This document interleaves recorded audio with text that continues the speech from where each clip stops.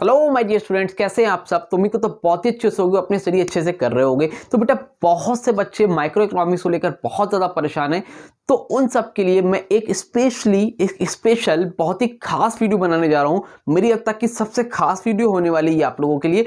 तो पूरा का पूरा इंटायर जितना भी इसमें कर्व है मैं आपको वन शॉट कराऊंगा और कोशिश करूंगा 30 मिनट के अंदर, आधे घंटे के अंदर पूरा का पूरा कर्व समझा दूं और आप लोगों को ईजिली हो जाए। क्योंकि बहुत से बच्चे माइक्रो तो रट लिए, लेकिन माइक्रो में उनको बहुत ज़्यादा दिक्कत है। वो माइक्रो छोड़ने की बात करें तो भाई छोड़ना नहीं है, जितने कर्व बना रहा हो उसको देखो और सबको 5-5 बार बनाना, आपका काम हो जाएगा, वो भी कम से कम टाइम के अंदर। तो चलो जल्दी स्टार्ट करते हुए और पूरा आपको मैं कर पढ़ाऊंगा और जितना है उसको देख लेना।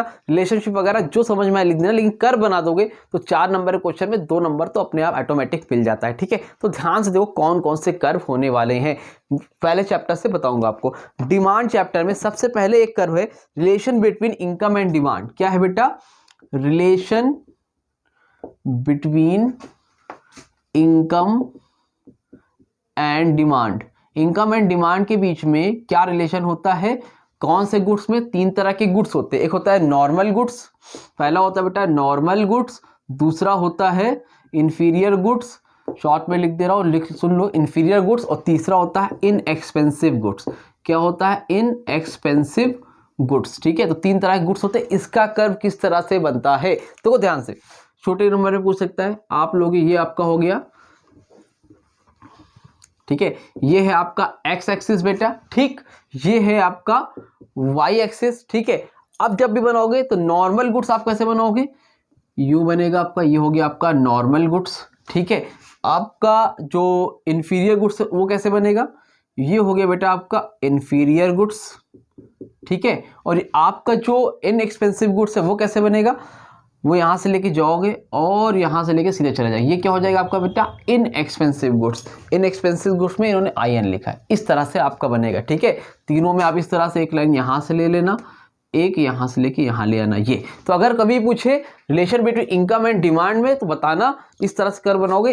इनएक्सपेंसिव में क्या होता है? पहले थोड़ा सा बढ़ता है और बाद में कांस्टेंट हो जाता है। नॉर्मल गुड्स में क्या होता है?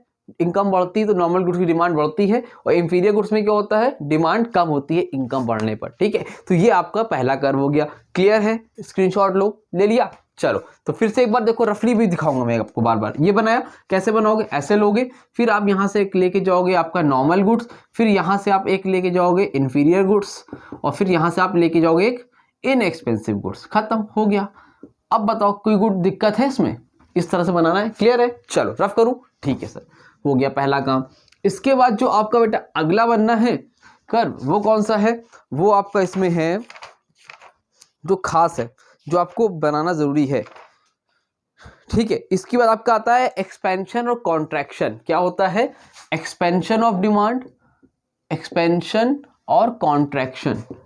इसका मतलब क्या होता है पता आप लोगों को? नहीं पता। एक्सपेंशन का मतलब होता है जब प्राइस में चेंज होने की वजह से डिमांड में चेंज हुआ, प्राइस में चेंज होने की वजह से डिमांड में चेंज हुआ, तो वो क्या होता है? एक्सपेंशन होता है। और दूसरा वाला भी क्या होता है? कॉन्ट्रैक्शन होता है। बस दोनों में फर्क क्या है? प्राइस में चेंज हुआ, मान लो प्राइस आपका 10 से पहले जो है यहाँ पे लिख देता प्राइस डिमांड, ये आपका डिमांड है। ठीक है, क्वांटिटी डिमांडेड, ये आपका प्राइस। प्राइस मान लो आपका 20 रुपए था, फिर प्राइस आपका कितना हो गया? 10 रुपए हो गया। प्राइस जब 20 रुपए था, डिमांड 100 थी, 10 रुपए हो गए तो डिमांड कितनी हो गई? 150 हो गई। तो यहाँ पे ले लो 50, 100 और 150, यहाँ पर ले लो 0, 10 और 20। समझ में आ रही बात? तो 10 पे कितना? 150, 10 पे कितना? 150, 20 पे कितना? 100। डिमांड दिख रहा है, ये बन रहा है। पहले ए फिर बी, आप कहां से आ रहे हो? इस साइड आ रहे हो। ठीक है, इसमें क्या होगा? उल्टा बनेगा, आप ए से बी की तरफ जाओगे। ठीक है, बनाकर देख लेना, काम हो जाएगा आपका। ए से बी जाओगे, अभी आप ए से बी नीचे की तरफ आ रहे हो। इसमें क्या हो? कॉन्ट्रैक्शन में आप उल्टा जाओगे। उल्टा मतलब इसमें उल्टा होता है। इसमें क्या होता है? प्राइस 10 था, 20 हो गया, डिमांड पहले 150 थी, 100 हो गई। मतलब जब प्राइस में चेंज होने की वजह से डिमांड बढ़ेगी, वो एक्सपेंशन। जब प्राइस में चेंज होने की वजह से डिमांड घटेगी, वो क्या हो गया? कॉन्ट्रैक्शन। समझ में आ रही बात? क्लियर हो रही है? ठीक है, इसके एक आता है इंक्रीज और एक होता है डिक्रीज। इंक्रीज में क्या होता है? इंक्रीज में देखो प्राइस भी रहेगा, क्वांटिटी डिमांडेड भी रहेगी। लेकिन यहाँ पर डिमांड में चेंज होगा, डिमांड 100 थी 120 हो गई, ठीक है, या इस तरह से ले लो, डिमांड 100 थी 120 हो गई, ठीक है, डिमांड में चेंज हुआ लेकिन प्राइस कितना था 20 था तो 20 ही है, मतलब प्राइस में चेंज नहीं हुआ लेकिन डिमांड बढ़ी तो वो क्या होगा, इंक्रीज इन डिमांड। लेकिन डिक्रीज इन डिमांड में क्या होगा भाई, यहाँ पर आपको कितना है 20, यहाँ पे भी 20, पहले यहाँ था 120, यहाँ पर हो गया 100, तो इसमें क्या हुआ बेटा उल्टा, प्राइस में चेंज नहीं हुआ लेकिन डिमांड घट गई। अगर प्राइस में चेंज नहीं होने की वजह से नहीं हो रहा है, कोई और वजह से डिमांड में चेंज हो रहा है लेकिन डिमांड बढ़ रही है, वो क्या है इंक्रीज। प्राइस में चेंज नहीं हुआ लेकिन डिमांड घट रही है, वो क्या है डिक्रीज इन डिमांड। कैसे बनेगा, एक्स एक्सिस वाई एक्सिस 0, फिर यहाँ पे लोगे 10, फिर यहाँ पर लोगे 20, फिर यहाँ पर लोगे 50, 100 और 150। तो यहाँ पे कितना था 10, 20 भी कितना था 120 भी कितना है 120, ठीक है। ये देखो यहाँ पे शिफ्ट हो रहा है ए से बी, ये क्या इसको हम बोलते हैं शिफ्ट। इसमें जब बनाओगे डिक्रीज में सेम बनेगा, बस वो ए से बी इस साइड आएगा, इधर साइड शिफ्ट हो रहा है, इस साइड क्या हो रहा है, इस साइड शिफ्ट हो रहा है। क्यों, क्योंकि इसमें बढ़ रही है इसमें घट रही है। जब डिक्रीज इन डिमांड होगा तो ऐसे, इंक्रीज इन डिमांड होगा बेटा तो ऐसे। समझ में आई बात, माइंड में गई, क्लियर हुआ, expansion contraction increase and decrease clear है। चलो रफ करूँ, रफ कर दूँ जी सर, रफ कर दिए, चलो जल्दी से रफ करते हैं। चलो अब देखो पहला चैप्टर आपका डिमांड था जिसमें आपसे इतना ही पूछा गया था, तो उम्मीद करता हूं आपको अच्छे से समझ में आ गया होगा। अब देखो ध्यान से, अगला चैप्टर है आपका theory of consumer behaviour. Theory of consumer behaviour में सबसे पहला जो क्वेश्चन बनेगा आपका, टीयू एंड एमयू में क्या रिलेशनशिप होता है। तो इसका भी कर्व बनाना पड़ता है आपको। कैसे बनाओगे भाई, आप लोगे इधर, एक लोगे इधर, ठीक है, इधर आप ले लो टीयू और इधर ले लो एमयू, और नीचे साइड में क्या ले लोगे यूटिलिटी, ठीक है, यूटिलिटी ले लेना, एक सेकेंड, यूनिट ले लो, सॉरी क्या ले लोगे यूनिट। अब टीयू का कर्व कैसे बनता है, आप लोगों ने सीखा है टीयू का कर्व ये ऐसे बनता है, ऐसे ही बनता है, थोड़ा सा और नीचे ले, ये हो गया आपका टीयू हो गया, ठीक, ये एक्स एक्सिस है और ये वाई एक्सिस है। अब एमयू कैसे बनेगा, एमयू पहले शुरू में दोनों 10-10 बराबर है, तो यहाँ पे होगा और फिर ये ऐसे जाएगा और ये ऐसे जाएगा, तो ये क्या होगा, जहाँ पर ये 0 हो रहा है, जहाँ यहाँ पर हो रहा है, और फिर यहाँ से इसको आप लेके सीधे लेके आओ, ठीक है। तो थोड़ा सा इसको यूँ कर लो, जैसे यहाँ पे मैक्सिमम दिखे ये, तो क्या दिख रहा है यहाँ से, क्या बनाया मैंने, फिर से रफली देखो, यहाँ से लिया, फिर आपने क्या किया, इसको टी यू ऐसे लिया, और फिर क्या किया भाई ऐसे, अरे फिर क्या किया आपने, यहाँ से लेके ऐसे आए, यहाँ पर मैक्सिमम है, वहाँ से कट मार दिया, इसको ऐसे लेके अपने हिसाब से स्केल से ऐसे बनाना, ठीक, ये हो गया एमयू।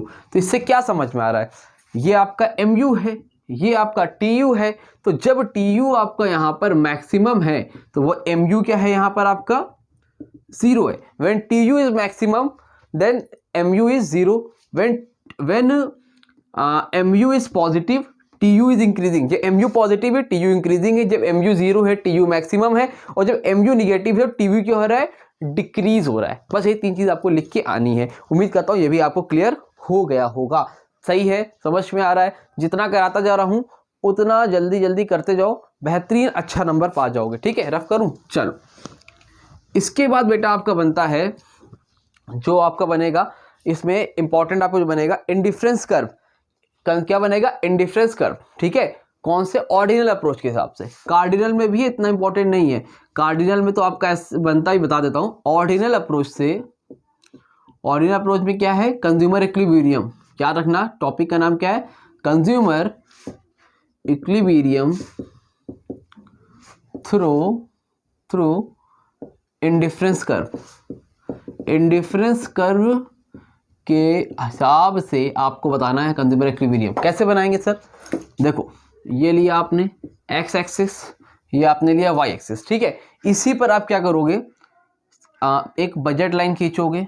क्या है ये, आपकी बजट लाइन है, ठीक है। और बजट लाइन के बाद आप यहाँ से एक बनाओगे IC1, क्या बनाओगे IC1 इंडिफरेंस कर्व 1, फिर एक इंडिफरेंस कर्व ऐसे लेके जाओगे, और फिर यहाँ से इंडिफरेंस कर्व 2 बनाओगे, और फिर यहाँ से एक इंडिफरेंस कर्व 3 बनाओगे, ठीक है। तो जिस पॉइंट से, जिस लाइन से होते हुए जाएगा वो आपका क्या होगा बेटा, इक्विलिब्रियम होगा। क्या होगा वो आपका इक्विलिब्रियम होगा। समझ में आई बात? फिर से देखो, आपने लिया ये एक्स एक्सिस, ये लिया आपने बेटा जी वाई एक्सिस, यहाँ से लेके आए बजट लाइन, यहाँ से लिया IC1 और यहाँ से क्या लिया IC2 और यहाँ से क्या लिया IC3। तो जहाँ पर ये कट कर रहा है, जो सा कर्व बजट लाइन को कट करेगा वहाँ पर क्या होगा इंडिफरेंस कर्व होगा, मतलब इक्विलिब्रियम पे होगा। कहाँ पे हो कंज्यूमर इक्विलिब्रियम में कहाँ होगा, जहाँ पर जो सा IC जिस पॉइंट पे कट करेगा वो क्या होगा कंज्यूमर इक्विलिब्रियम। आसान है, समझ में आया? तो देख लो कितनी जल्दी जल्दी से कर्व बन रहा है। ये बहुत बड़े बड़े क्वेश्चन में आएगा, 4 नंबर 6 नंबर में।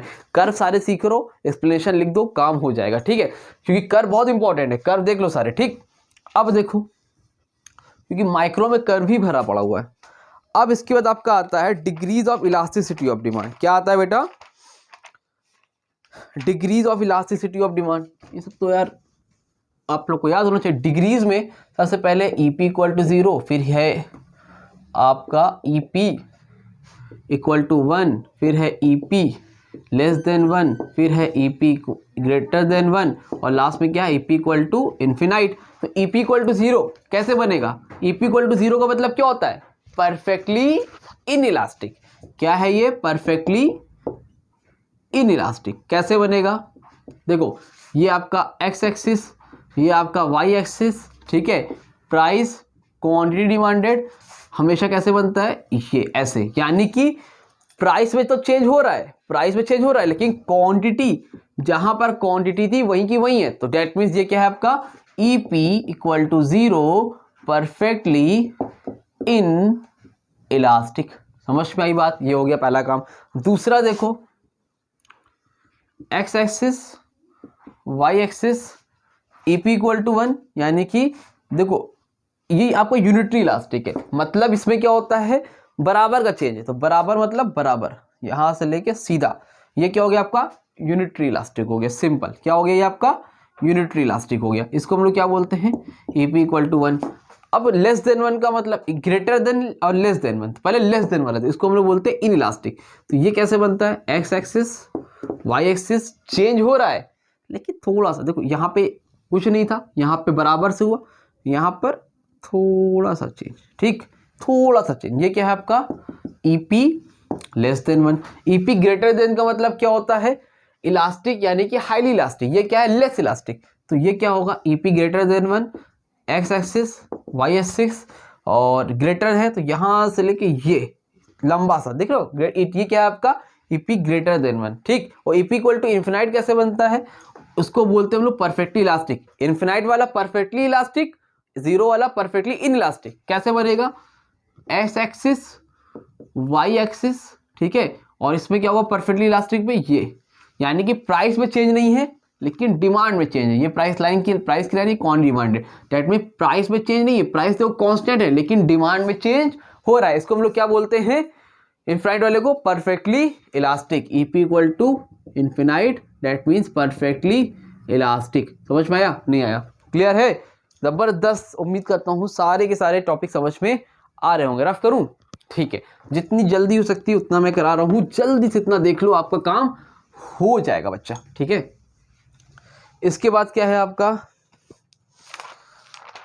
इसमें और कोई कर तो दिखता नहीं है मेरे ख्याल से। टोटल एक्सपेंडिचर ज्योमेट्रिक मेथड बचा है, उसके लिए मैं एक सेपरेट वीडियो बनाऊंगा। ठीक है, और नहीं वैसे हालांकि वीडियो अपलोड है ज्योमेट्रिक और टोटल एक्सपेंडिचर की भी, आप लोग देखना चाहो तो देख सकते हो, उसमें थोड़ा टाइम लग जाएगा। सप्लाई में, सप्लाई का कर्व देखो, एक चीज रखना, डिमांड का कर्व ऐसे बनता है, सप्लाई का कर्व कैसे बनता है? ऐसे बनता है। डिमांड का कर्व ऐसे, सप्लाई कर्व ऐसे हमेशा। तो अभी देखो, कभी भी सप्लाई कर्व बनाओगे हमेशा ऐसे बनाओगे। अगर मान लो लेस इलास्टिक है सप्लाई तो थोड़ा सा चेंज, सप्लाई यूनिटरी इलास्टिक है तो बराबर, सप्लाई में ज्यादा हाईली इलास्टिक है तो ये। समझ में आ रही बात? और अगर सप्लाई परफेक्टली इलास्टिक है तो ये, और सप्लाई परफेक्टली इन इलास्टिक है तो ये। Perfectly in elastic supply, perfectly in elastic demand same होता है।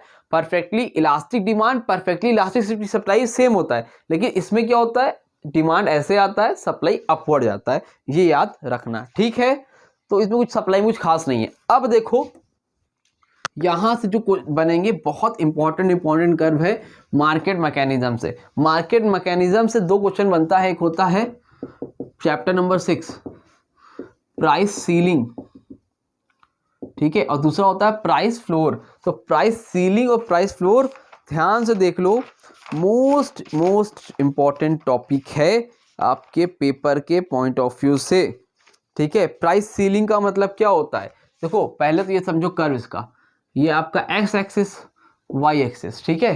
फिर यहां से आपका जाता है डिमांड, ठीक। फिर यहां से आपकी जाती है सप्लाई। जिस पॉइंट पर कट होते हैं उसको हम लोग क्या बोलते हैं बेटा, इक्विलिब्रियम पॉइंट। ये हमारी क्या होती है, इक्विलिब्रियम क्वांटिटी, ठीक है। ये हमारा क्या इक्विलिब्रियम पॉइंट, ये क्या हमारी इक्विलिब्रियम क्वांटिटी, ये है हमारा ओरिजिन पॉइंट, ठीक है। इस तरह से क्या रहता है, क्वांटिटी है, इस साइड क्या होता है हमारा प्राइस होता है, क्या होता है प्राइस होता है। इक्विलिब्रियम पॉइंट को हम लोगों ने P0 ले लिया, इक्विलिब्रियम क्वांटिटी हम लोगों ने Q0 मान लिया, ठीक है। ये प्राइस सेलिंग है। अब प्राइस सेलिंग में होता क्या है समझ लो ध्यान से, कुछ लोग ऐसे भी होते हैं जो नेसेसिटीज की चीजें होती है और इक्विलिब्रियम प्राइस पे होती है, लेकिन उसको खरीद नहीं पाते, उनको महंगा लगता है, जैसे दाल चावल अनाज वगैरह, उनको सामान महंगा लगता है। तो वो लोग क्या करते हैं, कहते हैं कि गवर्नमेंट उनकी वजह से उनके लिए क्या कर देती है, प्राइस को थोड़ा कम कर देती है। अगर मान लो P0 है तो प्राइस को क्या कर देती है, फिक्स कर देती है, नीचे कर देती है ना। मिनिमम सपोर्ट प्राइस था, ये क्या कर देती है, प्राइस को मैक्सिमम प्राइस सेट कर देगी, मतलब इससे ज्यादा ऊपर नहीं कर देता। अगर P0 था तो P1 कर देगी, क्या कर देगी, P1 कर देगी। तो अगर प्राइस को कम कर देगी, समझ रहे हो कि नहीं समझ रहे हो, मैक्सिमम